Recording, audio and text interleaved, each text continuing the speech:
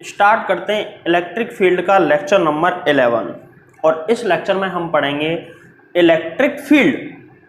नाम इसका शुरू से हर बार मैं ले रहा हूं कि स्टार्ट करते हैं इलेक्ट्रिक फील्ड का लेक्चर नंबर, इलेक्ट्रिक फील्ड का लेक्चर नंबर इतना इतना इतना, लेकिन इलेक्ट्रिक फील्ड एक्चुअल में अब आया है। तो जो आज हम टॉपिक पढ़ेंगे वो है इलेक्ट्रिक फील्ड। चलो स्टार्ट करते हैं। इलेक्ट्रिक फील्ड यानी कि विद्युत क्षेत्र। इलेक्ट्रिक फील्ड हिंदी में इसको बोलेंगे विद्युत क्षेत्र। यहां पर पहले एक चीज मैं बता देता हूं कि इलेक्ट्रिक फील्ड होता क्या है। उससे पहले एक टॉपिक है टेस्ट चार्ज। टेस्ट चार्ज, तो इस टॉपिक को डालने से पहले ये हेडिंग डाल देना, टेस्ट चार्ज, यानी कि इसको बोलते हैं परीक्षण आवेश। परीक्षण आवेश क्या होता है ये हेडिंग डाल देना। और परीक्षण आवेश सुनो, देखो ये एक नगण्य आवेश होता है। यह एक नगण्य आवेश होता है और ये ऑलवेज धनात्मक होता है। ऑलवेज कैसा होता है? पॉजिटिव। एक नेग्लिजिबल पॉजिटिव चार्ज को टेस्ट चार्ज बोला जाता है जिसका स्वयं का विद्युत क्षेत्र नगण्य होता है। इसके कारण किसी भी चार्ज पर, टेस्ट चार्ज की वजह से किसी अदर चार्ज पर जो फोर्स होता है ना वो भी नेग्लिजिबल होता है, लगभग क्या होता है? जीरो। तो कहने का मतलब ये है कि जो टेस्ट चार्ज है ना, परीक्षण आवेश, एक नेग्लिजिबल चार्ज होता है, एक नगण्य आवेश होता है जिसका स्वयं का कोई विद्युत क्षेत्र नहीं होता, या होता भी है तो बहुत नेग्लिजिबल, उसको जीरो मान सकते हैं हम। और ये अदर चार्ज पर लगभग जीरो फोर्स लगाता है, मतलब बहुत ही। अब जीरो, एग्जैक्ट जीरो तो खैर देखो, जो चार्ज है हम इतना तो समझते हैं कि अगर कोई चार्ज है तो वो अदर चार्ज पर नेट फोर्स जीरो तो नहीं लगाएगा। अगर कोई टेस्ट चार्ज इतना फोर्स लगाता है F = 0.000000001 न्यूटन, तो इसको लगभग जीरो लिखने में क्या दिक्कत है भाई? तो ये लगभग जीरो ही है। तो ऐसा फोर्स लगाता है, इसलिए हम लगभग क्या ले सकते हैं? जीरो। और एक चीज और, टेस्ट चार्ज को Q नॉट से डिनोट करते हैं। किससे व्यक्त करते हैं इसको? Q नॉट से। अब जरूरी नहीं है तुम इसको प्लस Q नॉट से डिनोट करो, क्योंकि ये पॉजिटिव ही होता है। जहां पे मैं Q नॉट लिख दूं तो इसका मतलब है ये टेस्ट चार्ज है और ये ऑलवेज कैसा होता है? पॉजिटिव। और ये बिल्कुल इसकी वैल्यू नेग्लिजिबल होती है। कैसी होती है? नगण्य। अब मेन टॉपिक पे आते हैं और वो है अपना इलेक्ट्रिक फील्ड यानी कि विद्युत क्षेत्र। चलो सबसे पहले तो यहां पे देखो, डायरेक्ट हम डेफिनेशन वगैरह नहीं पढ़ेंगे, थोड़ा सा समझने की कोशिश करेंगे। ये दो शब्द हैं, विद्युत क्षेत्र। सबसे पहले तो क्षेत्र किसे कहते हैं? क्षेत्र मतलब होता है एरिया।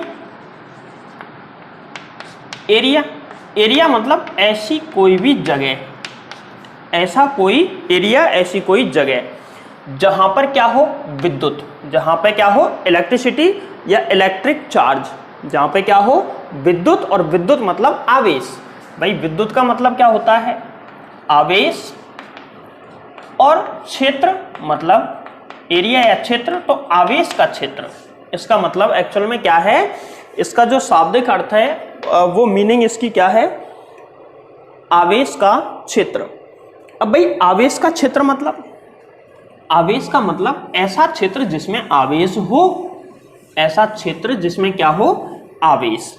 लेकिन ये शाब्दिक अर्थ इसका ठीक है, लेकिन डेफिनेशन ये नहीं होगी इसकी। देखो इसकी एक्चुअल डेफिनेशन क्या है। जैसे मान के चलो मैंने यहां पे एक पॉजिटिव चार्ज रख दिया। ये पॉजिटिव चार्ज कोई भी पॉइंट चार्ज है, ध्यान रखना, बिंदु आवेश है, ज्यादा बड़ा साइज में नहीं है, एक बिंदु के रूप में है, पॉइंट के फॉर्म में है। अब इस आवेश के पास में मैं यहां पर किसी टेस्ट चार्ज को लाता हूं, किसी परीक्षण आवेश को लाता हूं। एक टेस्ट चार्ज को मैं लाया, तो अभी इस टेस्ट चार्ज को मैं अनंत से यहां इसके पास ला रहा हूं। ये अनंत है। अनंत का मतलब है इससे अनंत दूरी पर, Q नॉट। और इसको यहां पे लाके मैंने यहां तक लाया, तो अनंत पे जब ही होता है ना, तो इस चार्ज और इस चार्ज के बीच की दूरी अनंत होने की वजह से फोर्स जीरो। कैसे? फॉर्मूला क्या होता है? F बराबर KQ नॉट अपॉन में अनंत का स्क्वायर करेंगे तो क्या आएगी 0। तो अभी जब ये अनंत पे होगा ना टेस्ट चार्ज, तो इनके बीच में फोर्स कितना लगेगा 0। लेकिन जैसे ही मैं इसको पास लेके आऊंगा तो पास लाते लाते एक पॉइंट ऐसा आएगा जब इनके बीच की दूरी कम रह जाएगी, और कम रहने की वजह से ये चार्ज इस वाले चार्ज पर फोर्स लगाना शुरू कर देगा।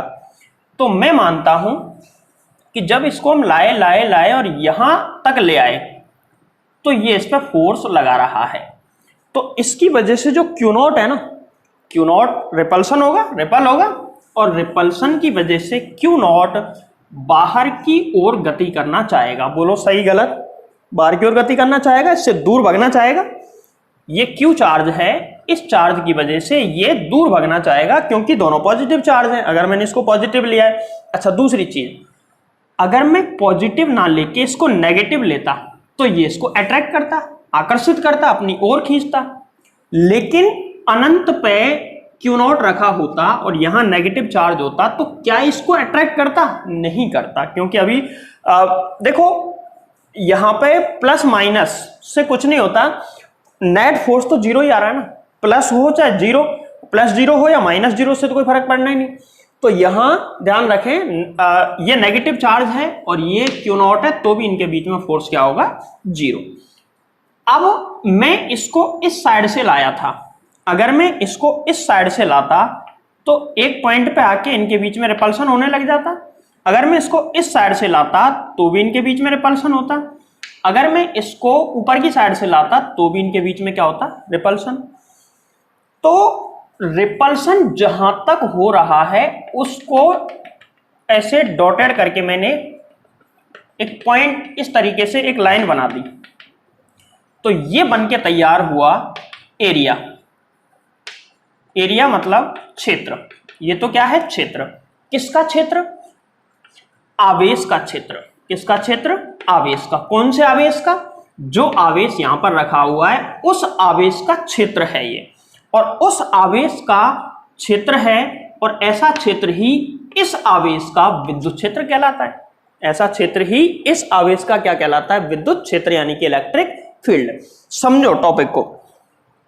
टॉपिक ये कहना चाह रहा है कि अगर हम, अब देखो एक चीज सुनना, माना कि यहां तक की डिस्टेंस इतनी है कि इनके बीच में फोर्स हमको दिखाई दे रहा है। अब यदि मैं इस Q नॉट चार्ज को यहां रख दूं, Q नॉट, तो मुझे एक बात बताओ, ये जो Q चार्ज है ये इस Q नॉट को रिपल करेगा क्या? ये वो परिधि है जिसके बाहर दूरी बहुत ज्यादा हो जाती है और नेट फोर्स लगभग 0 हो जाता है। लेकिन इसके पास जैसे आएंगे तो नेट फोर्स बढ़ने लग जाएगा। नेट फोर्स क्या हो जाएगा? बढ़ने लग जाएगा, और इसको रिपल करेगा, प्रतिकर्षित करेगा। यहां पे एक बात बताओ, अगर मैं इसके बाहर जाता हूं तो यहां पे नेट फोर्स F नेट लगभग 0 हो जाएगा, लगभग 0। तो ये इसको प्रतिकर्षित नहीं करेगा। लेकिन अगर मैं इस परिधि पर रखता हूं तो ये इसको प्रतिकर्षित करेगा, और यदि मैं यहां रखता हूं तो और भी ज्यादा तेजी से प्रतिकर्षित करेगा। तो इसका मतलब इस आवेश का ऐसा क्षेत्र कौन सा है जहां उस क्षेत्र में ये परीक्षण आवेश को नहीं घुसने देता या उसको बाहर भगाता है।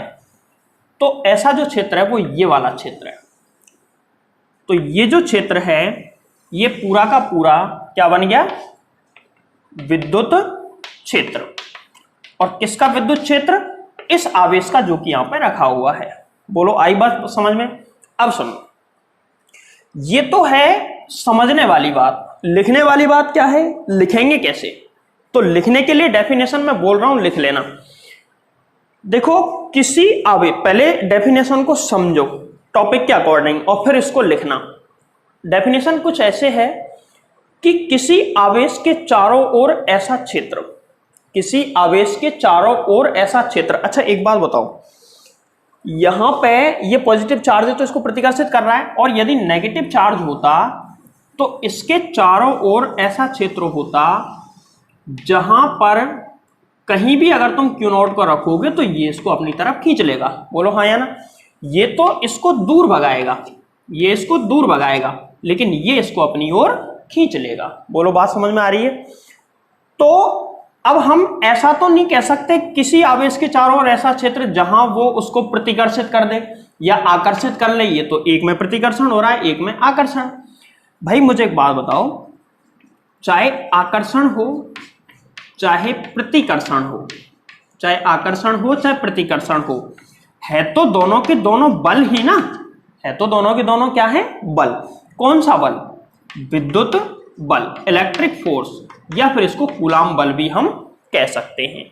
तो कुल मिला के परिभाषा, अब सुने परिभाषा, दोनों चीजें मैंने बता दी है, प्लस के लिए कैसे और माइनस के लिए कैसे। अब डेफिनेशन सुनो, किसी आवेश के चारों ओर ऐसा क्षेत्र, किसी आवेश के चारों ओर ऐसा क्षेत्र जिसमें उपस्थित परीक्षण आवेश, जिसमें उपस्थित टेस्ट चार्ज या परीक्षण आवेश विद्युत बल का अनुभव करता है, मतलब वो आकर्षण भी हो सकता है प्रतिकर्षण, इन आकर्षण प्रतिकर्षण को मिला के हम उसको क्या बोलते हैं, विद्युत बल। जिस क्षेत्र में रखा हुआ कोई भी परीक्षण आवेश विद्युत बल का अनुभव करता है, उस आवेश का विद्युत क्षेत्र कहलाता है। तो किसी आवेश के चारों ओर ऐसा क्षेत्र जिसमें उपस्थित कोई परीक्षण आवेश विद्युत बल का अनुभव करता है, उस आवेश का विद्युत क्षेत्र कहलाता है। किस आवेश का, परीक्षण आवेश का या इसका? परीक्षण आवेश का तो इलेक्ट्रिक फील्ड जीरो होता है, लगभग कैसा होता है, जीरो। ठीक है, तो इसके चारों ओर ऐसा क्षेत्र जहां पर परीक्षण आवेश विद्युत बल का अनुभव करता है, विद्युत क्षेत्र कहलाता है इस आवेश का। अब सुनो, अगर मान के चलो यहां पे इस परीक्षण आवेश को मैं रखूं यहां पे, तो ये विद्युत बल का अनुभव करेगा? नहीं करेगा। अगर मैं यहां पे रखूं तो इसका जवाब है करेगा, और यहां पे रख दूं तो और ज्यादा करेगा। तो चार्ज के पास में इलेक्ट्रिक फील्ड ज्यादा होता है, जैसे जैसे दूर जाते हैं इलेक्ट्रिक फील्ड कम होता जाता है, और अनंत पे जाके इलेक्ट्रिक फील्ड लगभग क्या हो जाता है, जीरो। अनंत पे जाके तो बिल्कुल ही जीरो हो जाएगा, लेकिन ज्यादा डिस्टेंस पे भी वो कम होते होते लगभग जीरो हो जाता है। तो ये था विद्युत क्षेत्र, और इसकी डेफिनेशन मैंने तुमको बता दी है। अब देखो इलेक्ट्रिक फील्ड है ना, इलेक्ट्रिक फील्ड कब इलेक्ट्रिक फील्ड कम होगा, कब ज्यादा होगा, मतलब उसका मान कितना होगा। तो इलेक्ट्रिक फील्ड का मेजरमेंट यानी कि मापन करने के लिए एक भौतिक राशि काम में ली जाती है, जिसका नाम है विद्युत क्षेत्र की तीव्रता। क्या है उस भौतिक राशि का नाम? विद्युत क्षेत्र की तीव्रता। और क्या है विद्युत क्षेत्र की तीव्रता, समझो। देखो विद्युत क्षेत्र की तीव्रता, विद्युत क्षेत्र की तीव्रता, इंटेंसिटी ऑफ इलेक्ट्रिक फील्ड, विद्युत क्षेत्र की तीव्रता, इंटेंसिटी ऑफ इलेक्ट्रिक फील्ड। और विद्युत क्षेत्र की तीव्रता को कैपिटल ई से व्यक्त करते हैं, जैसे फोर्स को एफ से व्यक्त करते हैं, ऐसे इलेक्ट्रिक फील्ड को ई से डिनोट करते हैं। ये सदिश राशि होती है, तो ये भी कैसी राशि होती है, सदिश। अब सदिश होती है तो इसकी दिशा किधर होती है, ये सारी चीजें मैं आगे बता दूंगा। देखो अब हम पढ़ते हैं विद्युत क्षेत्र की तीव्रता। विद्युत क्षेत्र की तीव्रता क्या होती है कि कब विद्युत क्षेत्र ज्यादा होगा, कब विद्युत क्षेत्र कम होगा, यह बताएगी कौन, विद्युत क्षेत्र की तीव्रता, और कितना होगा। ठीक है, तो इसके लिए देखो क्या एक भौतिक राशि कैसे बनाई गई कि यहां पे एक चार्ज है और इसके पास में हम Q0 को लाते हैं, पहली कंडीशन। दूसरी कंडीशन, ये वही चार्ज है, इसके पास और पास में ले आए हम Q0 को। ठीक है, यहां पे डिस्टेंस है R1 और यहां पे डिस्टेंस है R2, मतलब R1 is greater than R2। अब ये इस पे फोर्स बाहर की तरफ लगाएगा और ये भी इस पे फोर्स कैसा लगाएगा, बाहर की तरफ। ये भी इस पे फोर्स लगाएगा बाहर की तरफ और ये भी इस पे फोर्स लगाएगा बाहर की तरफ। लेकिन यहां पे फोर्स F1 और यहां पे फोर्स F2। अब मुझे थोड़ा दिमाग लगा के आंसर दो इसका। F1 F2 में से कौन बड़ा होगा भाई? फोर्स कैसे निकालते हैं? F बराबर K Q1 Q2 upon R square, मतलब F is proportional to 1 upon R square. Distance ज्यादा होगी तो फोर्स घटेगा और डिस्टेंस कम होगी तो फोर्स बढ़ेगा। तो डिस्टेंस कम हुई इसमें तो फोर्स बढ़ जाएगा, तो मतलब F2 is greater than F1। बोलो समझ में आ गई? तो यहां पे फोर्स लग रहा है ज्यादा और यहां पे फोर्स लग रहा है कम।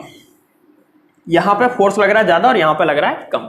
अच्छा मुझे बताओ, ज्यादा फोर्स लग रहा है मतलब शक्तिशाली फोर्स, पावरफुल फोर्स इस जगह पे है, सॉरी इस जगह पे है, और यहां पे थोड़ा सा फोर्स वीक है। क्लियर? फोर्स ज्यादा है तो इलेक्ट्रिक फील्ड भी ज्यादा होगा, फोर्स कम है तो इलेक्ट्रिक फील्ड भी क्या होगा, कम। तो कुल मिला के जो इलेक्ट्रिक फील्ड है ना, वो ये फोर्स ही होता है। इलेक्ट्रिक फील्ड क्या होता है? फोर्स। लेकिन एग्जैक्ट फोर्स भी नहीं होता है, वो थोड़ा सा उसमें परिभाषा है।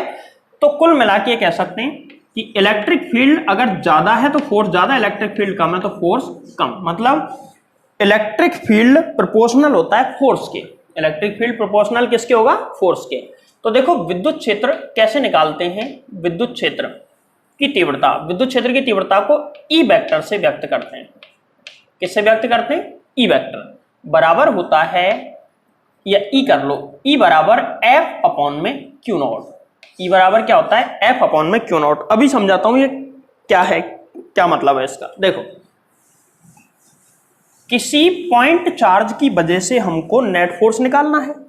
किसी पॉइंट चार्ज, माना कि यहां पे कोई चार्ज है प्लस क्यू, और इसकी वजह से हमको इस जगह पे क्यू नॉट है, जिस जगह ये है पॉइंट चार्ज, इसकी वजह से हमको आर डिस्टेंस पे कोई पॉइंट मान लो पी, इस पॉइंट पर इलेक्ट्रिक फील्ड निकालना है। तो जिस जगह पे इलेक्ट्रिक फील्ड निकालना है ना, उसी जगह पे एक परीक्षण आवेश रख दो, टेस्ट चार्ज रख दिया।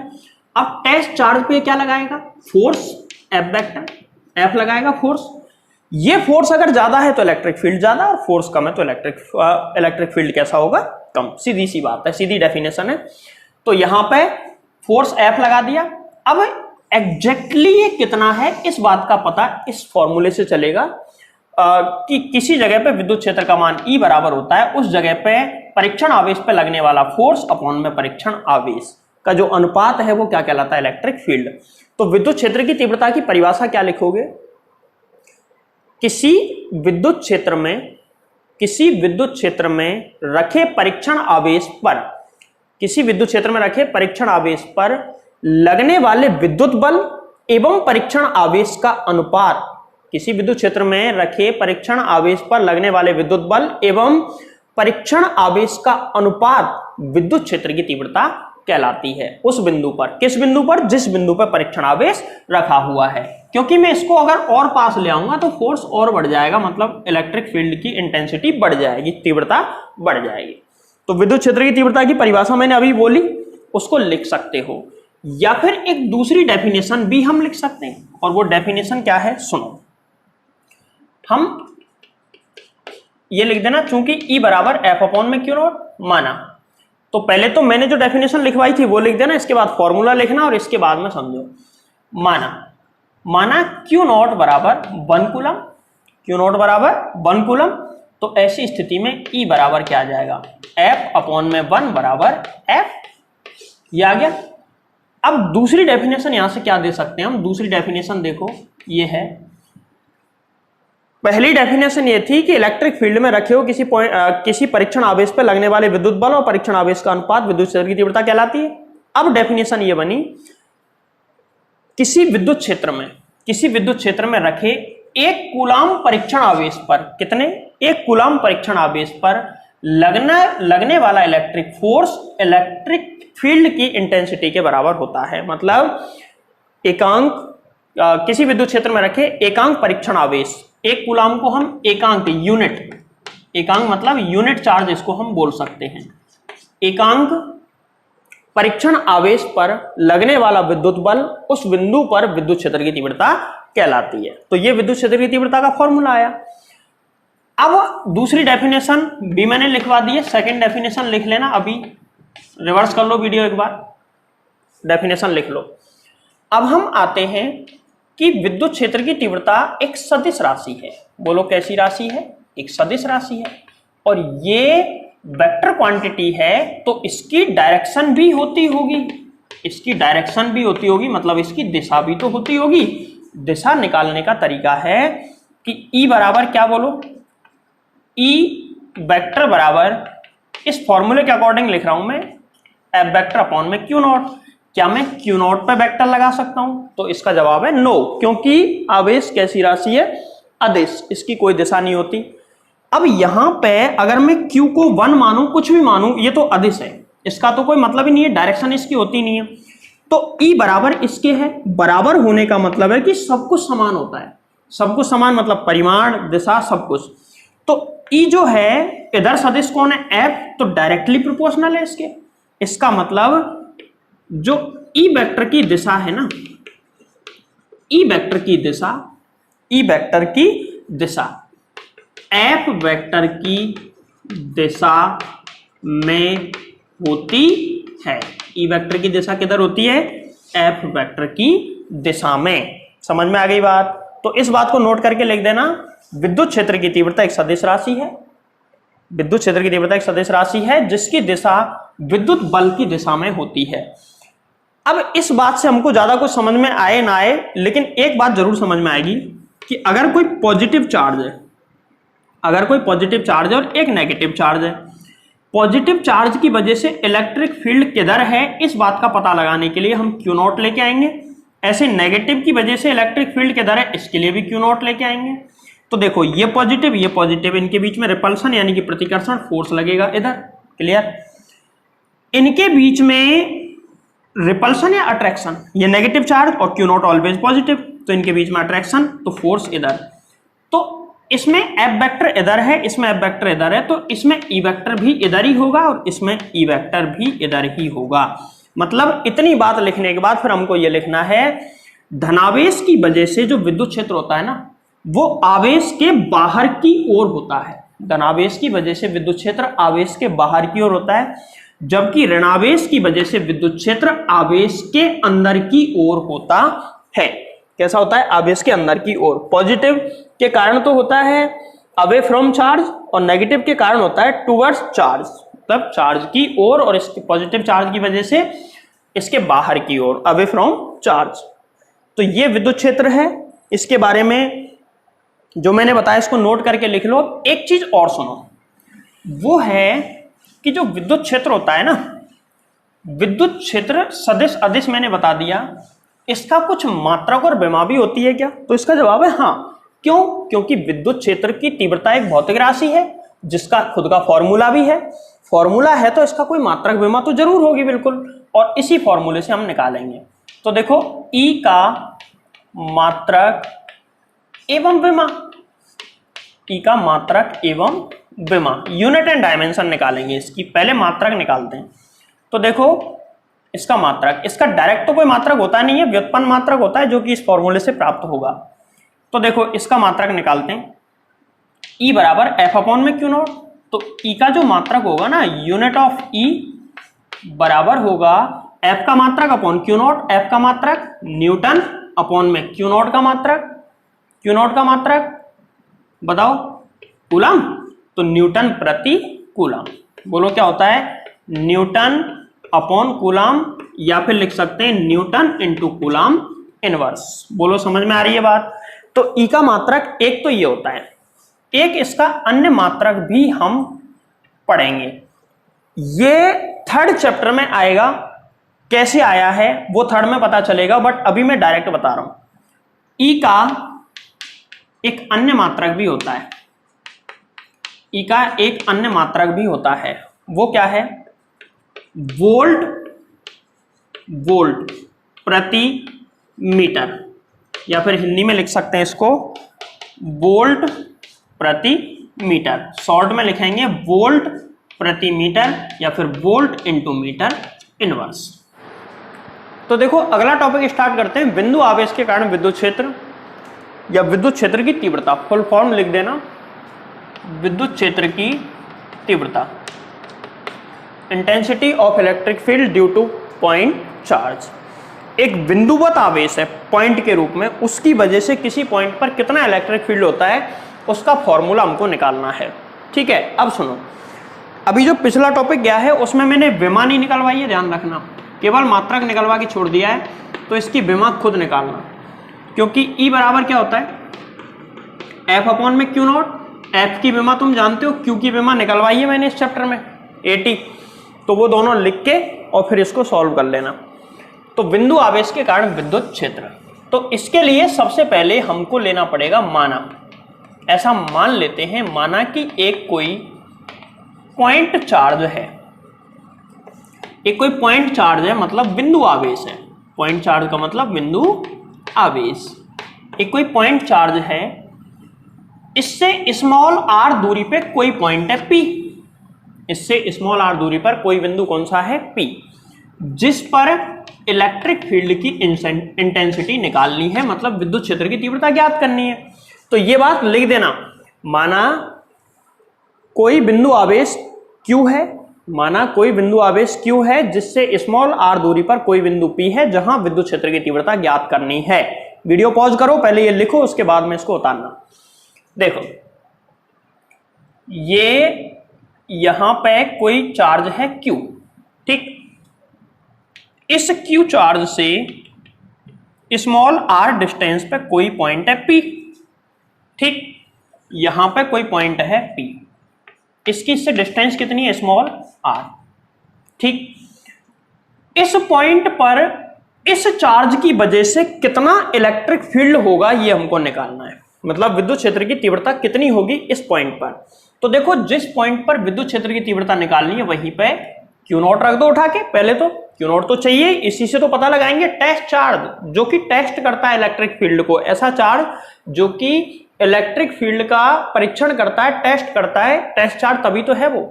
अब देखो ये पॉजिटिव मान लिया, ये पॉजिटिव माना तो इस पे फोर्स बाहर की तरफ लगेगा, E वेक्टर इधर होगा और F वेक्टर भी इधर ही होगा, सही है।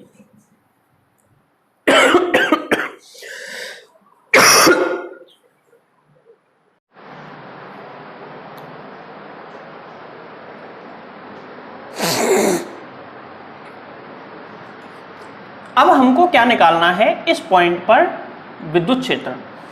चूंकि इलेक्ट्रिक फील्ड का फॉर्मूला होता है F अपॉन में Q नॉट, सही है। तो हमको एक्चुअली इलेक्ट्रिक फोर्स निकाल के उसमें Q नॉट का भाग लगाना है। तो 1 upon Q not, Q not को मैं यहां ले लेता हूं 1 अपॉन Q नॉट, और इन दोनों चार्जेस के बीच में टोटल फोर्स, इलेक्ट्रिक फोर्स कितना लग रहा है ये निकालो। कितना, K Q नॉट, Q1 की जगह तो Q, Q2 की जगह Q नॉट, अपॉन में डिस्टेंस कितनी है R स्क्वायर, सही है। Q नॉट से Q नॉट कट जाएगा, तो यहाँ पे इलेक्ट्रिक फील्ड की इंटेंसिटी या विद्युत क्षेत्र की तीव्रता कितनी आ गई बोलो, KQ अपॉन में R स्क्वायर। तो कुछ समझ आया, ये फॉर्मूला है बिंदु आवेश के कारण विद्युत क्षेत्र। बिंदु आवेश कारण इतना विद्युत क्षेत्र उत्पन्न होता है किसी बिंदु पर, कितनी दूरी पर, स्मॉल r दूरी पर, कितनी दूरी पर, स्मॉल r दूरी पर, किससे, उस चार्ज से जिसके कारण हम क्या निकाल रहे हैं, विद्युत क्षेत्र। ठीक है, ये बात समझ में आई यहां तक। अब सुनो, ये पॉइंट हमने क्लियर कर दिया। अगर मैं इसको सदिश रूप में तुमसे लिखवा ले कि सदिश रूप में इसको लिख के बताओ, वेक्टर फॉर्म में सदिश रूप में लिखते, तो सदिश रूप में कैसे लिखेंगे, KQ अपॉन R। यहां K और Q दोनों कांस्टेंट है, या फिर ऐसे मान लो दोनों अदिश तो है, K तो कांस्टेंट है, Q अदिश है, इनमें से ऊपर वाले की किसी की भी दिशा नहीं है, और दिशा केवल इसकी होगी R डिस्टेंस। तो इसको ही सदिश रूप बनाने के लिए क्या मैं ऐसे लिख सकता हूं, E बराबर KQ अपॉन में R square into R cap. R cap का क्या मतलब है कि यहां वेक्टर लगा देना कि जो इलेक्ट्रिक फील्ड होगा वो इस डिस्टेंस की डायरेक्शन में होगा। क्या भाई, डिस्टेंस इधर है तो इलेक्ट्रिक फील्ड भी इसी लाइन के अकॉर्डिंग ही होगा, इसी लाइन पर होगा। तो ये इस चीज को नोट कर रहा है। या फिर ऐसे भी हम लिख सकते हैं कि E वेक्टर बराबर, क्या मैं इसको ऐसे लिख दूं, KQ अपॉन में R cube into R cap, R का ऊपर नीचे गुणा कर दिया, तो मैं इसको और क्या लिख सकता हूं, E वेक्टर बराबर KQ अपॉन R क्यूब, और याद करो इसको मैं क्या लिख सकता हूं, इसको लिख सकता हूं R वेक्टर। तो हम इसको ऐसे भी लिख सकते हैं, इसमें कोई दिक्कत वाली बात नहीं है। बाकी तुम इतना भी लिख के छोड़ दोगे तो भी कोई गलत नहीं है। तो बिंदु आवेश की वजह से विद्युत क्षेत्र का मान कितना होता है, KQ अपॉन R स्क्वायर। कितना होता है, KQ अपॉन R स्क्वायर। बार बार इन चीजों का काम पड़ेगा, ध्यान रखें। अब सुनो, ये पूरा का पूरा लेक्चर यहां से आगे बिल्कुल ऐसा होने वाला है जैसा हमने कूलम्स लॉ पढ़ा है। तो मैं इसको पूरा बिल्कुल नहीं पढ़ाऊंगा, इसको मैं शॉर्ट में बताता जाऊंगा कि तुमको कैसे पढ़ना है। तो अब अलर्ट हो जाओ, मैं जो पढ़ाने वाला हूं बहुत स्पीड में पढ़ाऊंगा, ठीक है। अब तक मैंने बेस पूरा ढंग से कराया, अब स्पीड बढ़ा दूंगा। देखो, पहली बात तो जिधर इलेक्ट्रिक फोर्स लगता है उधर ही इलेक्ट्रिक फील्ड होता है, E वेक्टर, क्लियर है, दोनों सेम डायरेक्शन में होते हैं। दूसरी चीज, इन दोनों का फॉर्मूला क्या होता है, अगर फोर्स निकालना है तो K Q Q naught upon में आर स्क्वायर, ये फॉर्मूला होगा, या K Q one Q two upon R square. और यदि इलेक्ट्रिक फील्ड निकालना है तो K Q upon R square. यहां पे गौर करने वाली बात देखो एक, और वो ये है गौर करने वाली बात, क्या किसी पॉइंट पर किसी चार्ज की वजह से इलेक्ट्रिक फील्ड का मान क्यू नॉट पे डिपेंड करता है? तो इसका जवाब है फॉर्मूला देगा E बराबर क्या है, के क्यू अपॉन आर स्क्वायर। तो मुझे बताओ इस पूरे फॉर्मूले में कहीं भी क्यू नॉट आया क्या? नहीं आया ना। तो क्यू नॉट कितना है इस बात से कोई फर्क इस फॉर्मूले पे पड़ेगा? नहीं पड़ेगा। इसका मतलब किसी भी पॉइंट पर इलेक्ट्रिक फील्ड का मान, नोट करके इस बात को लिखना, किसी भी पॉइंट पर विद्युत क्षेत्र का मान परीक्षण आवेश पर निर्भर नहीं करता है। इसका काम सिर्फ क्या है, उस पॉइंट पर विद्युत क्षेत्र का परीक्षण करना। परीक्षण करके हमको बताएगा कि कितना विद्युत क्षेत्र है। कभी भी इसका कोई रोल उसमें नहीं होगा, मतलब इसके विद्युत क्षेत्र का उसमें कोई रोल नहीं होता है। इसका विद्युत क्षेत्र वैसे भी नेग्लिजिबल होता है, ठीक है। तो इस बात को नोट करके लिख देना। अब देखो उस मैटर में बात करते हैं जो मैं अभी बता रहा था कि विद्युत क्षेत्र निकालना है तो ये सूत्र काम में लो, और अगर इलेक्ट्रिक फील्ड निकालना है तो ये फॉर्मूला हमको काम में लेना पड़ेगा। जैसे मान के चलो मैं तुमसे पूछता हूं कि ये प्लस Q1, या फिर ऐसे मान लो प्लस Q और यहां पे है प्लस 3Q। अब मैं कहूं तुमसे ये वाला डिस्टेंस है स्मॉल r, क्लियर। अगर मैं तुमसे कहता हूं कि इस चार्ज की वजह से इस चार्ज पर कितना फोर्स लगेगा, तो ये दोनों पॉजिटिव है प्रतिकर्षण, तो फोर्स हम निकाल ही देंगे। कितना, के Q1 का मान Q और Q2 का मान 3Q अपॉन में बीच की डिस्टेंस r स्क्वायर, इतना फोर्स लगेगा। लेकिन अब मैं कहूं कि इस चार्ज की वजह से इस चार्ज पर कितना इलेक्ट्रिक फील्ड होगा, ये बताओ कितना इलेक्ट्रिक फील्ड होगा। तो मैंने कहा कि ये टेस्ट चार्ज की तरह काम कर रहा है, टेस्ट चार्ज है का कोई रोल इसमें नहीं होता है। तो इलेक्ट्रिक फील्ड अगर मैं निकालूं, इस इलेक्ट्रिक फील्ड किसका है, ये प्लस Q का, किस पर है, प्लस 3Q वाले पॉइंट पर। तो कितना इलेक्ट्रिक फील्ड है, कितना इलेक्ट्रिक फील्ड है, देखो F बराबर के Q अपॉन में डिस्टेंस कितनी, स्मॉल r, इसका कोई रोल इसमें नहीं होगा। तो ऐसे फोर्स निकालेंगे, ऐसे इलेक्ट्रिक फील्ड निकालेंगे, और बाकी इसमें कोई परिवर्तन नहीं है। साथ साथ में एक चीज और समझते जाओ भाई, यहां पे देखो इलेक्ट्रिक फील्ड निकालने का फॉर्मूला क्या होता है, ये वाला E बराबर F अपॉन में Q नॉट। अगर हमको इलेक्ट्रिक फील्ड और Q नॉट दे रखा है, फोर्स निकालना है, तो F बराबर कैसे निकाल सकता हूं, F बराबर Q नॉट। तो इस फॉर्मूले को भी हम काम में ले सकते हैं, कब, जब इलेक्ट्रिक फील्ड दे रखा है, चार्ज टेस्ट चार्ज हमको पता है और फोर्स निकालना हो उस टेस्ट चार्ज पे, तो हम इस फॉर्मूले को काम में ले सकते हैं। चलो अब इसके कुछ न्यूमेरिकल्स वगैरह और इसका सुपरपोजिशन भी पढ़ लेते हैं।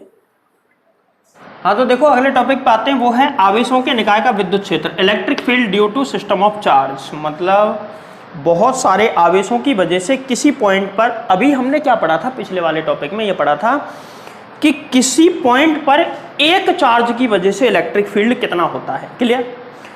कूलाम के नियम में क्या पढ़ा था कि किसी एक चार्ज की वजह से दूसरे चार्ज पर कितना फोर्स लगता है, कूलाम के नियम में ये पढ़ा था। फिर पढ़ा था अध्यारोपण का सिद्धांत, जिसमें हमने ये पढ़ा था कि बहुत सारे चार्जों की वजह से एक चार्ज पर नेट फोर्स कितना लगता है, वो भी अदिश ये भी अदिश, तो सेम मेथड यूज करेंगे, ठीक है। देखो जैसे मान के चलो यहाँ पे एक Q1 चार्ज है, यहाँ पे Q2 चार्ज है, यहाँ पे Q3, ऐसे बहुत सारे हो सकते हैं, ये Qn। ज़्यादा टाइम खराब नहीं करूँगा, सीधा सीधा जल्दी जल्दी समझा देता हूँ। यहाँ पे Q नॉट रख देंगे, इसकी वजह से इलेक्ट्रिक फील्ड होगा E1 वेक्टर, इसकी वजह से इलेक्ट्रिक फील्ड होगा E2 वेक्टर, इसकी वजह से इस पॉइंट पर electric field E3 vector Q not, और इसकी वजह से होगा डैश डैश En वेक्टर। तो नेट इस पॉइंट पर, ये पॉइंट P है, इस पॉइंट पर नेट इलेक्ट्रिक फील्ड E बराबर E1 vector plus E2 vector plus dash dash plus En vector.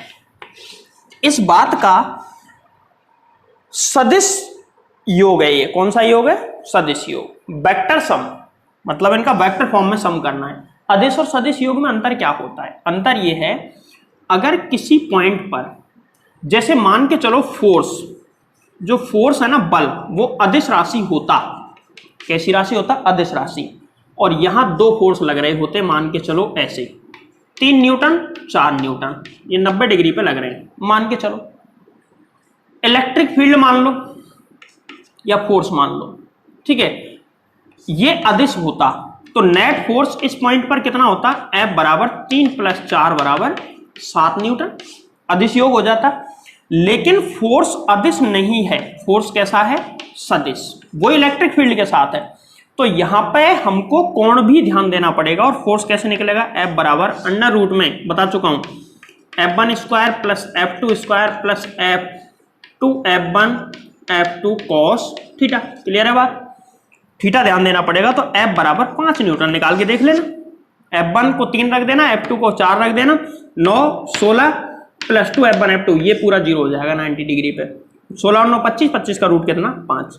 तो अदिश योग में 7 आ गया, जबकि सदिश योग में 5। तो क्या ये सेम आ सकता है क्या अदिश और सदिश से? तो इसका जवाब है नहीं आ सकता। सदिश योग अदिश योग में कम ज्यादा हो सकता है, ठीक है।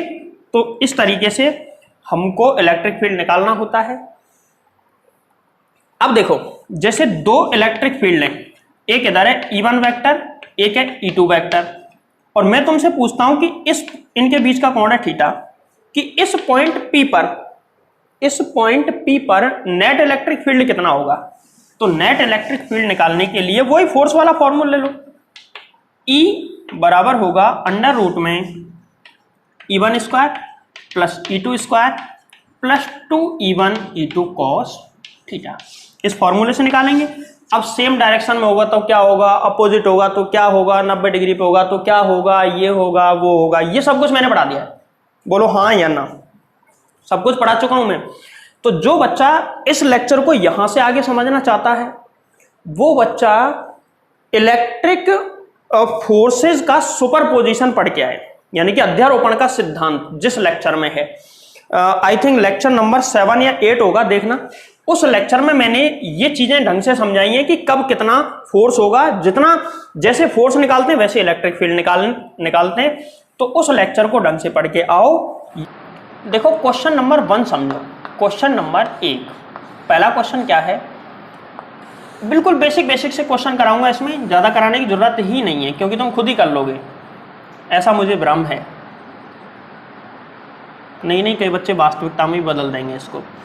देखो यहाँ पे चार्ज है +1 कूलम और यहाँ पे चार्ज है +2 कूलम, और तुमसे पूछ ले, चलो पहली बार में नेगेटिव लेता हूँ इसको, -2 कूलम, और तुमसे पूछ लिया जाए ये दोनों 2 मीटर दूरी पर हैं, इनके बिल्कुल सेंटर पर इलेक्ट्रिक फील्ड कितना होगा निकालो।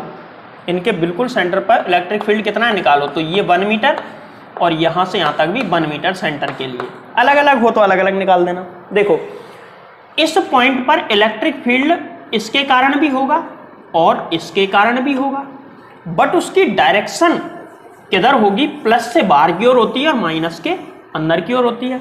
तो देखो यहां पे हम Q0 को रखेंगे इस जगह पे, डायरेक्शन समझ में कैसे आएगी? Q0 रख दो। Q0 कैसा होता है? पॉजिटिव। इनके बीच में देखो फोर्स, अब इस पॉइंट पे निकालना तो इसको गतिशील मान लो उसकी तरह ही, इस पे फोर्स इधर लगेगा इसकी वजह से, तो इसकी वजह से ये Q1 चार्ज मान लिया और ये मैंने मान लिया Q2। इसकी वजह से इलेक्ट्रिक फील्ड है, Q1 की वजह से जो इलेक्ट्रिक फील्ड है वो तो है E1, और Q2 की वजह से इलेक्ट्रिक फील्ड मैंने मान लिया E2। क्लियर? E1 की डायरेक्शन इधर होगी। अब देखो कई बच्चे कंफ्यूज, इधर क्यों होगी भाई? ये क्या है? +1, और यहाँ पे क्या रखा है? Q0, गतिशील Q0 है। तो बताओ Q0 आगे जाएगा कि नहीं भाई? प्लस की वजह से बाहर की ओर जाता है।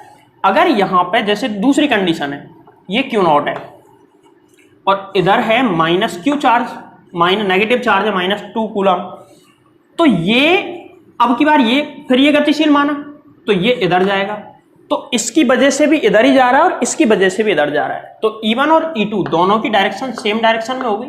क्लियर है भाई? इस पॉइंट पे हमको इलेक्ट्रिक फील्ड की डायरेक्शन निकालनी है, तो इसकी वजह से बाहर की ओर और इसकी वजह से अंदर की ओर, तो इसका अंदर भी इधर है, इसका बाहर भी इधर है, दोनों सेम डायरेक्शन में।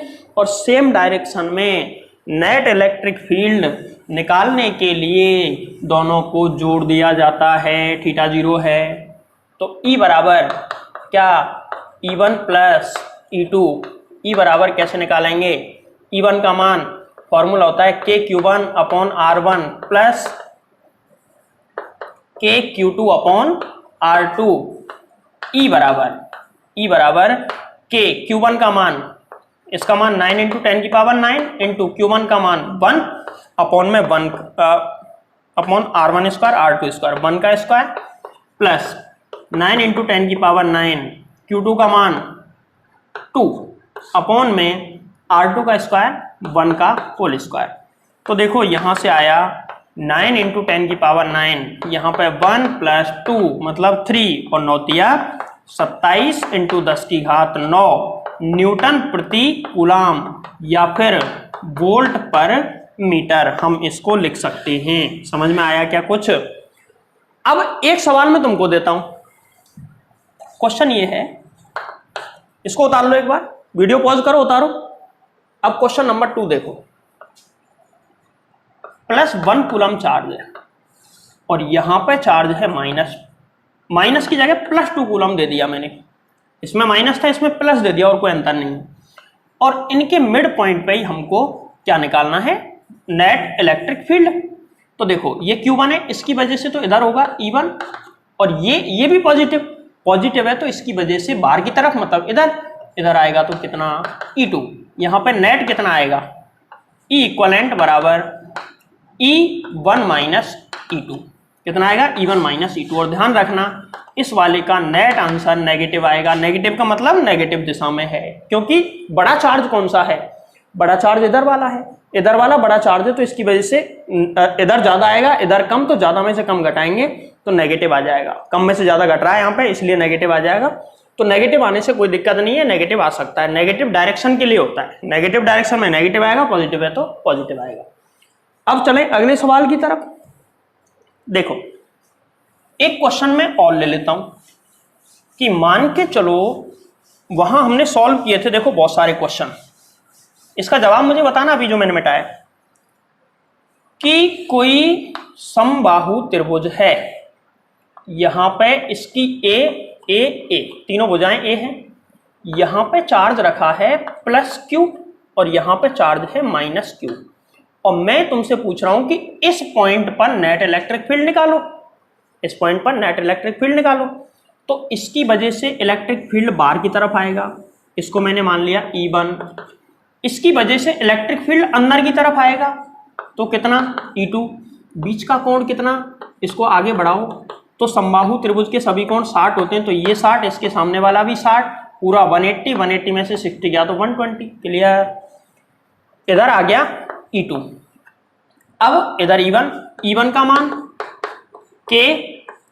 Q का मान, Q अपॉन में R स्क्वायर की जगह A स्क्वायर, और E2 बराबर कितना, K और Q2 का मान Q अपॉन में A स्क्वायर। ये E1 E2 हो गए, हमको रिजल्टेंट निकालना है। तो E इक्वलेंट बराबर अंडर रूट में E1 square plus E2 square plus 2 E1 E2 cos 120। सभी मान लिख दो, आंसर आ जाएगा। ऐसे कई सवाल मैंने वहां पे करवाए, मिटा दें इसको। ठीक, अब अगला सवाल देखो। तो मैंने कहा था मैं जल्दी करवाऊंगा, लेकिन पहले करवा चुका हूं इसलिए जल्दी करवा रहा हूं। अगला सवाल कि अगर मान के चलो ऐसे करके यहां एक चार्ज दे दिया +Q, यहां पे एक चार्ज दे दिया +Q, यहां पे भी चार्ज दे दिया +Q, अलग अलग भी दे सकता है वो, और तुमसे पूछे कि इसके सेंटर पर इस जगह पे इलेक्ट्रिक फील्ड कितना होगा, तो इसका जवाब है 0। कैसे पता चला? इसकी वजह से इलेक्ट्रिक फील्ड इधर, इसकी वजह से इधर, और इसकी वजह से इलेक्ट्रिक फील्ड आएगा इधर। सही बात है। और अब इसके घटक करेंगे तो इधर जो भी होगा इसके घटक इधर इधर घटक करके ऊपर नीचे सब 0 हो जाएगा। करके देख लेना, सेम तरीका है, इनकी दूरी वगैरह निकाल के देख लेना। क्लियर है बात? तो इस तरीके से ऐसा कोई भी क्वेश्चन, अब ऐसा क्वेश्चन आ गया, मान के चलो चतुर्भुज वाला कोई क्वेश्चन आ गया कि यहाँ पे +Q, यहाँ पे 2Q पॉजिटिव, यहाँ पे -3Q, यहाँ पे +4Q, और इसके सेंटर पे नेट इलेक्ट्रिक फील्ड निकालो। तो क्या दिक्कत आ रही है? निकाल सकते हो ना। कैसे निकालोगे?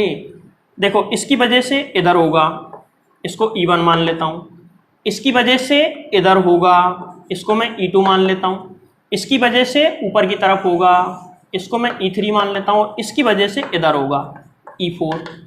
तो ये दोनों अपोजिट डायरेक्शन में जा रहे हैं, तो ये घटेंगे और कुछ ऐसा आएगा। इस साइड में तो कितना आ जाएगा E1 प्लस E2, और इस साइड में कितना E3 माइनस E4, और ये दोनों कितने डिग्री पे है 90 डिग्री पे है। तो सॉल्व कर देना, इसको मान लेना P, इसको मान लेना Q, उस हिसाब से इसको सॉल्व कर देना, आंसर आ जाएगा इक्विवेलेंट। बोलो समझ में आई कि नहीं आई बात? ये 90 डिग्री है ना।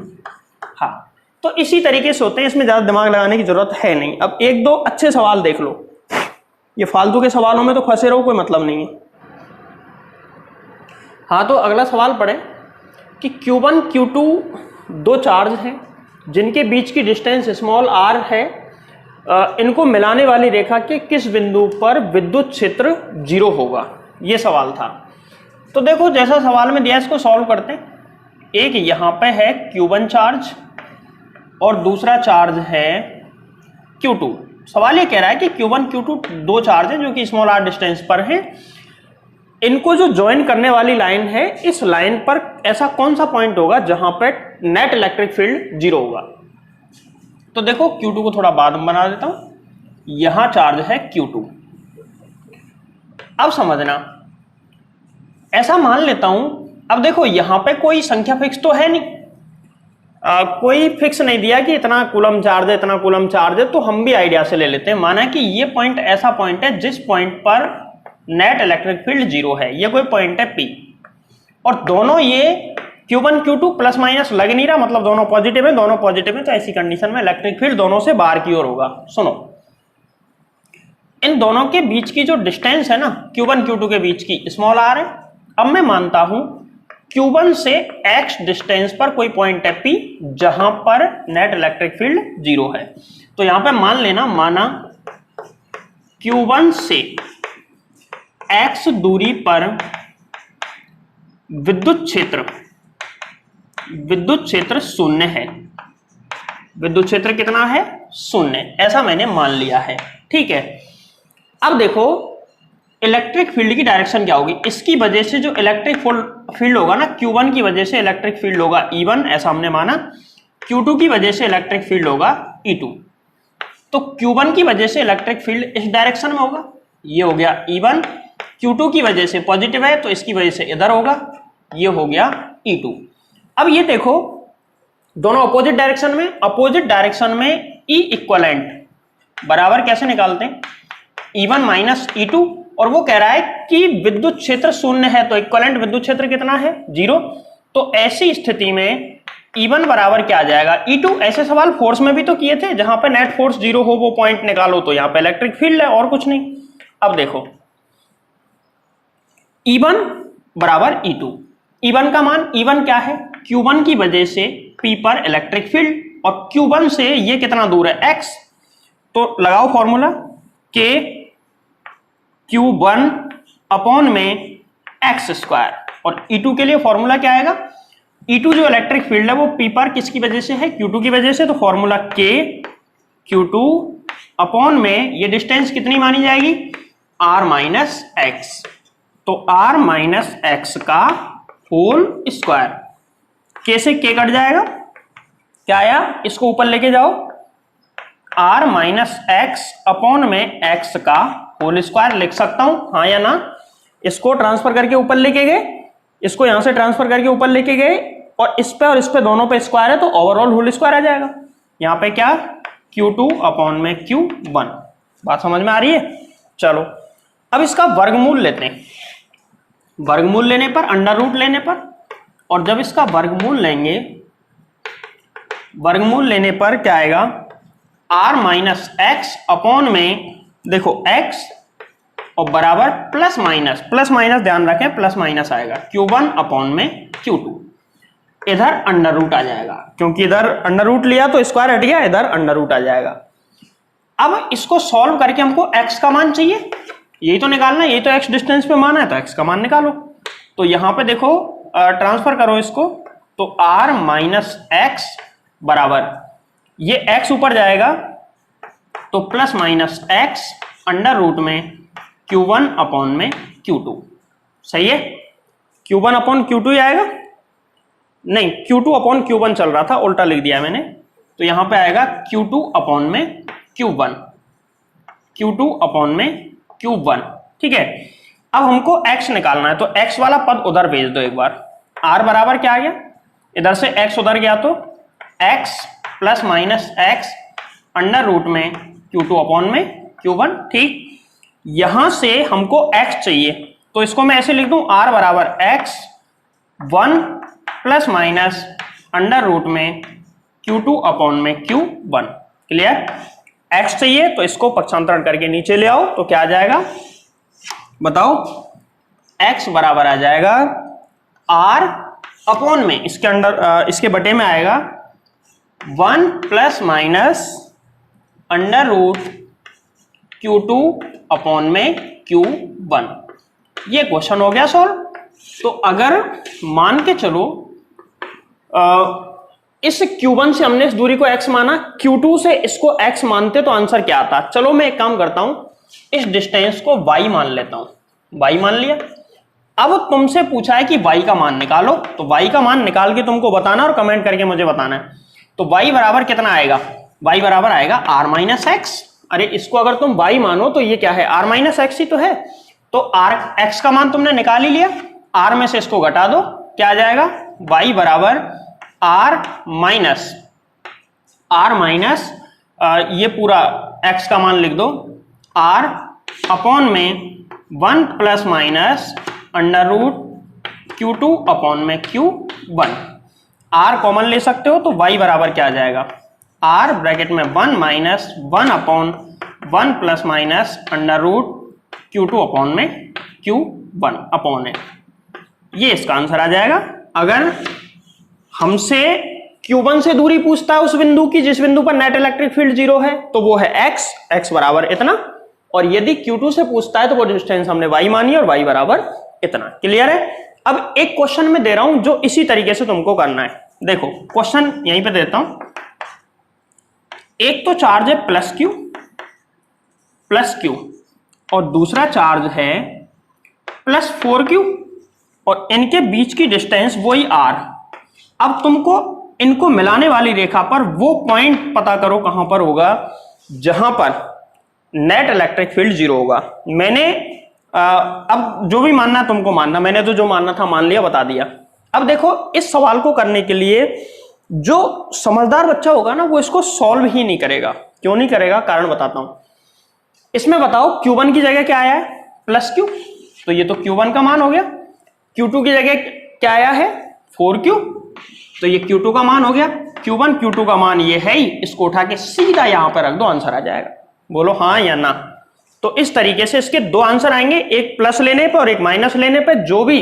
अब देख लेना डिस्टेंस हमेशा, अगर डिस्टेंस r से कम आ रही है वो आंसर सही माना जाएगा, और जिसकी डिस्टेंस r से ज्यादा आएगी वो आंसर गलत, क्योंकि इन दोनों को मिलाने वाली रेखा के किसी बीच में पूछ रहा है, तो बीच में कोई भी बिंदु r से छोटा होगा। किसी बिंदु के लिए किसी भी चार्ज से जो डिस्टेंस होगी वो हमेशा r से कैसी आएगी, छोटी। तो इस सवाल को कर लेना। उतारें जल्दी से, थोड़े एक दो ठीक ठाक से सवाल कर लेते हैं। अब तक तो घिसे पिटे सवाल चल रहे थे जो हमने पीछे भी पढ़ चुके हैं हम। देखो क्वेश्चन पढ़ो, बोर्ड पर लिखा हुआ है, तेल की बूंद पर 12 इलेक्ट्रॉन के समान आवेश है, यह स्थिर विद्युत क्षेत्र में इतने न्यूटन पर कूलाम। विद्युत क्षेत्र, स्थिर विद्युत क्षेत्र में संतुलन अवस्था में तेल का घनत्व इतना है, तो बूंद की त्रिज्या ज्ञात करो। तो देखो वो कहना ये चाह रहा है कि कोई इलेक्ट्रिक फील्ड है, ये एरिया है जिसमें इलेक्ट्रिक फील्ड है, और एक तेल की बूंद पर 12 इलेक्ट्रॉन के समान आवेश है। इलेक्ट्रिक फील्ड कब होता है, जब मैं दो प्लेटें ऊपर नीचे लगा दूं, एक पे प्लस चार्ज दूसरे पे माइनस चार्ज, तो प्लस से माइनस की ओर इलेक्ट्रिक फील्ड होता है। ये मैं और आगे अगली वीडियो में बताऊंगा डिटेल में। ठीक है, किसी तेल की बूंद संतुलन अवस्था में 12 इलेक्ट्रॉन के समान आवेश है, मतलब ये तेल की बूंद है जिसपे टोटल नेगेटिव चार्ज है। और कितना नेगेटिव चार्ज है, -12e, इतना चार्ज है इसके ऊपर। ठीक है, अब देखो अगर मैं ऊपर की तरफ पॉजिटिव चार्ज लगा दूं इस प्लेट पर और नीचे की तरफ नेगेटिव चार्ज लगा दूं, तो यहां पे एक इलेक्ट्रिक फील्ड जनरेट हो जाएगा। इस एरिया में प्लस से माइनस की ओर एक इलेक्ट्रिक फील्ड जनरेट हो जाएगा, और इलेक्ट्रिक फील्ड जब उत्पन्न होगा तो देखो इस बूंद पर नीचे की ओर लगेगा इसका भार कितना, mg। इस पर इलेक्ट्रिक फोर्स कहां लगेगा, बोलो ऊपर या नीचे। भाई देखो ये नेगेटिव है, ये नेगेटिव है, तो नीचे की प्लेट इसको प्रतिकर्षित करेगी और ऊपर की इसको ऊपर खींचेगी, तो इलेक्ट्रिसिटी की वजह से, आवेश की वजह से इस पर फोर्स ऊपर की तरफ लगेगा, और आवेश की वजह से फोर्स ऊपर लग रहा है Fe। क्लियर। अब यदि ये दोनों फोर्स सेम हो जाएं, अगर दोनों फोर्स कैसे हो जाएं, सेम, तो ऐसी स्थिति में इस पर नेट फोर्स 0 होगा और ये संतुलन अवस्था में रहेगी, ना तो नीचे जाएगी और ना ही ऊपर जाएगी। ठीक है, इलेक्ट्रिक फील्ड बढ़ा दें तो ऊपर चली जाएगी और इलेक्ट्रिक फील्ड कम कर दें तो ये नीचे गिर जाएगी, लेकिन अभी कहीं नहीं जाएगी।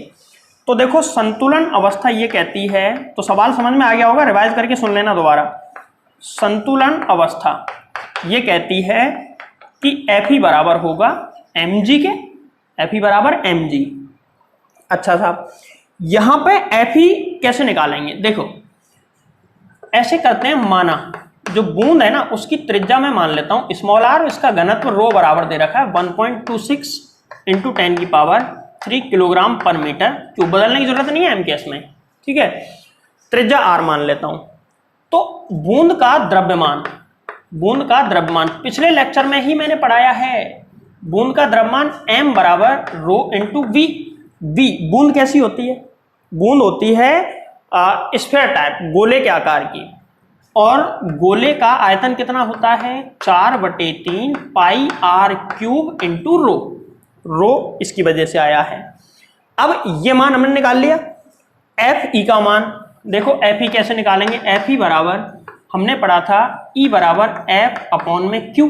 अगर इलेक्ट्रिक फील्ड दे रखा हो, चार्ज हमको पता हो, तो F बराबर QE, तो F बराबर QE।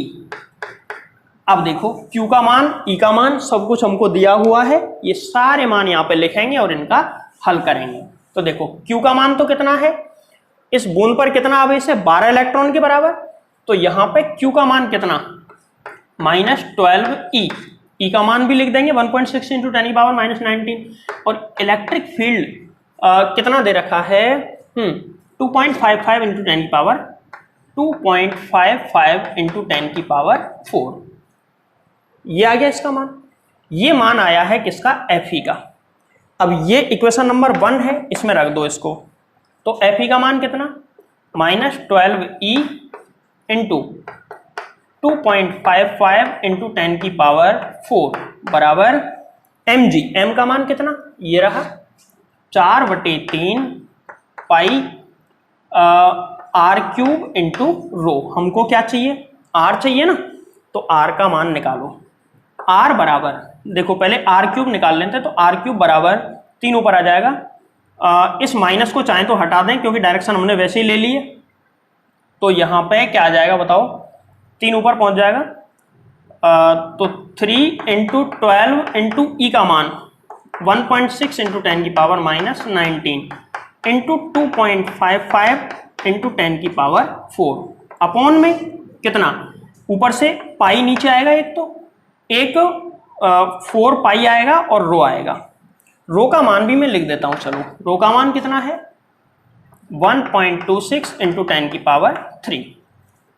r बराबर इस पूरे की पावर 1/3 हो जाएगी। अगर मैं r का मान निकालना चाहता हूं तो इस पूरे की पावर में क्या लगा देता हूं 1/3, घनमूल ले लिया, रूट क्यूब ले लिया, तो r बराबर इसको सॉल्व करना, और सॉल्व करने के बाद इसका आंसर आएगा 9.8 इंटू 10 की पावर -4 mm में आया है। अगर तुम्हारा आंसर मीटर में आएगा तुम्हारा आंसर, उसको चाहो तो mm में कन्वर्ट कर सकते हो, या फिर इसको जो मैंने आंसर बताया इसको मीटर में बदल लेना, ये आंसर है इसका। बोलो समझ में आया कि नहीं, छोटा सा क्वेश्चन था, एक क्वेश्चन और करवाऊंगा उसके बाद लेक्चर खत्म। अगला क्वेश्चन लिखा हुआ है, इसको पढ़ें एक बार।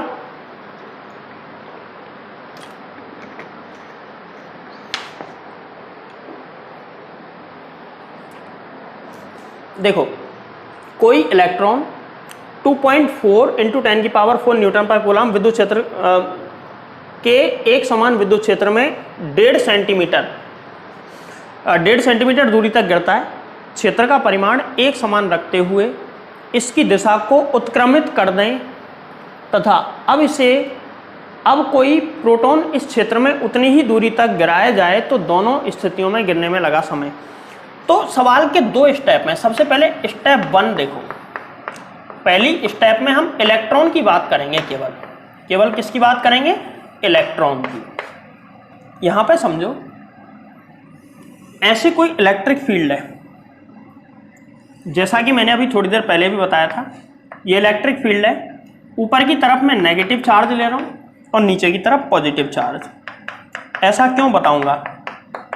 और यहां पे एक इलेक्ट्रॉन है जिसको यहां से छोड़ा है और वो इस जगह से नीचे की ओर जा रहा है और टोटल डिस्टेंस कवर करता है वो 1.5 सेंटीमीटर और नीचे जाएगा।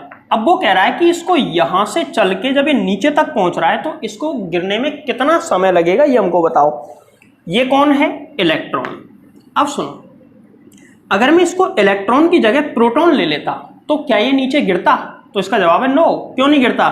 क्योंकि ऊपर वाली प्लेट इसको ऊपर खींचती और नीचे वाली प्लेट इसको ऊपर ही धकेलती। प्रोटॉन होता तो ये ऊपर जाता, ना कि नीचे।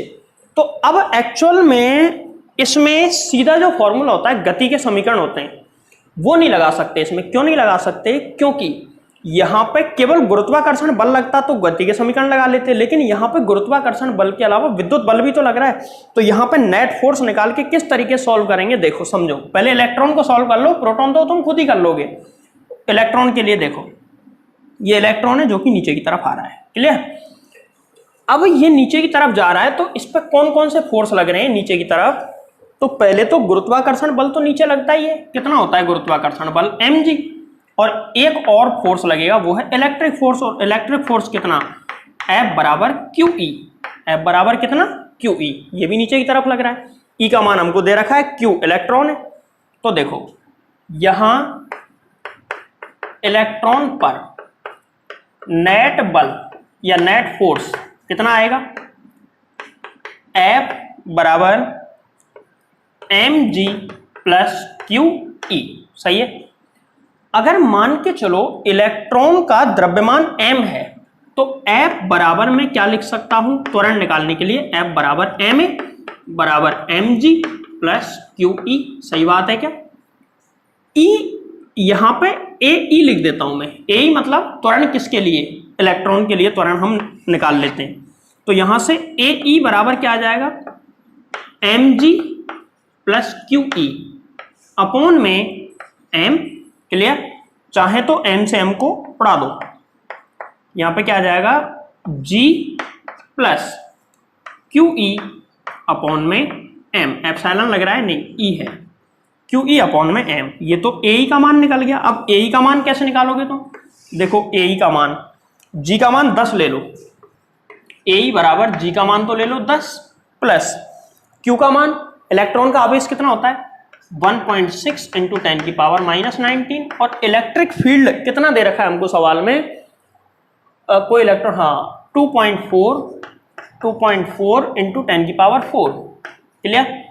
अपॉन में m मतलब इलेक्ट्रॉन का मास। कितना होता है इलेक्ट्रॉन का मास?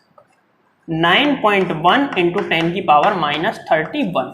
तो यहां से AE, इस पूरी इक्वेशन को सॉल्व करेंगे और सॉल्व करने के बाद AE निकल के आएगा लगभग 3.51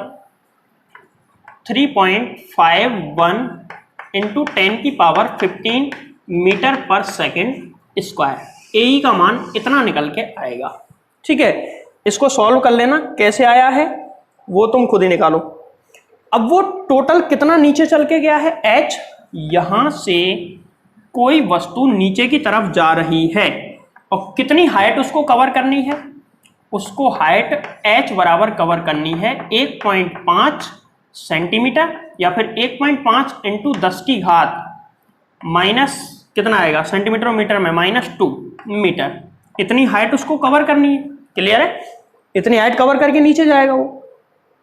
अब सुनो, जब इतनी हाइट कवर करके वो नीचे जाएगा और हमको क्या निकालना है कि नीचे जाने में कितना टाइम लगेगा, TE मान लेते हैं। और ये कितने त्वरण से जा रहा है? AE त्वरण से।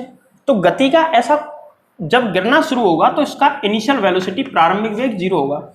तो हमारे पास u है, तो देखो हमारे पास यहाँ पे u बराबर कितना है 0 और h बराबर कितना है 1.5 इंटू 10 की पावर -2 मीटर। सही है, सेंटीमीटर को मीटर में बदला है इसलिए 10 पावर -2 से गुणा किया है। हमको समय निकालना है टी। तो गति का ऐसा कौन सा समीकरण है कि u पता हो और a भी पता है, हमको a पता हो और हमको क्या b तो हमको निकालना ही नहीं, कहीं b तो हमको कहीं भी निकालना ही नहीं है। चाहो सवाल दे सकता है, लेकिन सवाल ये पूछ सकता है कि वो नीचे वाली प्लेट से कितने वेग से टकराएगा, तो वो अंतिम वेग इसी फॉर्मूले से निकाल सकते हो। तो यहाँ पे देखो 3 समीकरण होते हैं। एक तो होता है v बराबर u प्लस ए टी, हमारे पास टाइम निकल जाए ये पता है तो अंतिम वेग भी निकल जाएगा अगर वो पूछता है तो सवाल में। लेकिन h वाले इक्वेशन 2 होती हैं, एक तो होता है फॉर्मूला h बराबर U T plus half A T square और ये ही लगेगा, या फिर हम ले सकते हैं h बराबर v स्क्वायर बराबर यू स्क्वायर प्लस 2ah, लेकिन हमको सेकंड वाली इक्वेशन लेनी है। सेकंड समीकरण ये कहता है क्या है, h बराबर U T plus half A T square. तो h का मान कितना 1.5 इंटू 10 की पावर -2 बराबर ut का मान 0, क्योंकि प्रारंभिक वेग 0 है। 1/2 a की जगह ae और ae का मान कितना ये वाला लिख देंगे इंटू टी का स्क्वायर। तो यहां से क्या आ जाएगा, यहां से क्या आएगा तो अब तो तुम सॉल्व कर लेना। इसका आंसर मैं बता देता हूं, चलो मैं थोड़ा सा मिटा देता हूं, इधर से मिटा दूं, ठीक, ये डायग्राम मिटा दिया, इतने में हो जाएगा।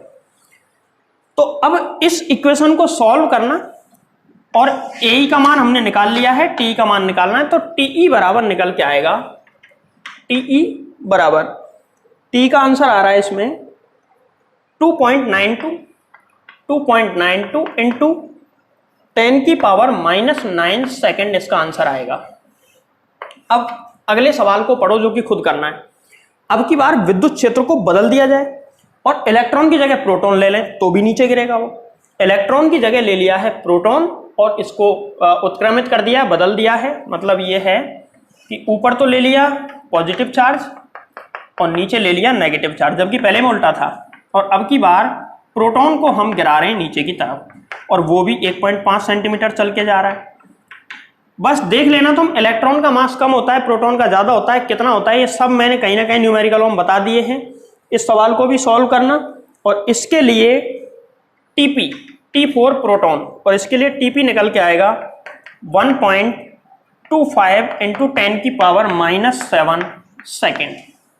ये तुमको खुद निकालना है, सेम मेथड से निकलेगा, बस निकालने का तरीका देखो। प्रोटॉन के लिए मास कितना आएगा 1.67 इंटू 10 की पावर -27 और G तो वही ले लेना सेम, QE, Q का मान वही रहेगा, E का मान वही रहेगा, सिर्फ M बदलेगा, बाकी कुछ नहीं बदलेगा। इससे AP भी बदल जाएगा और AP बदलेगा तो TP भी बदल जाएगा। क्लियर है? तो इस तरीके से ये सवाल तुमको सॉल्व कर लेना है। आज की वीडियो लेक्चर में इतना ही, मिलते हैं कल अगले वीडियो लेक्चर में, जिसमें हम कुछ और इस चैप्टर में जो टॉपिक बचे हैं उनके बारे में बात करेंगे और कुछ ही वीडियो लेक्चर में ये बेसिक तो इसका कंप्लीट हो जाएगा, एडवांस तो फिर एडवांस है, कितने पढ़ते जाओ खत्म होगा ही नहीं।